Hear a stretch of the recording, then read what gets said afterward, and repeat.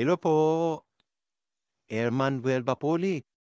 Muling nagkasundo ang Pilipinas at China kaugnay sa pagpapahupa ng tensyon sa South China Sea. Ginawa ng dalawang bansa ang commitment matapos ang isinagawang ninth meeting of the Bilateral Conciliation Mechanism in the South China Sea. Ito ang unang pagkakataon na muling nagkausap ang Pilipinas at China matapos ang ginawang harassment ng Chinese Coast Guard sa tropa ng Pilipinas sa may Ayungin Shoal noong June 17. Muling binigyang diin ng DFA na patuloy na poprotektahan ng Pilipinas at hindi natin isusupo ang ating karapatan sa West Philippine Sea. Nagkasundo ang dalawang bansa na kailangang maibalik ang tiwala at kumpiyansa sa bawat isa at magsagawa ng mga produktibong dialogo kaugnay sa isyu ng pinagtatalunang teritoryo.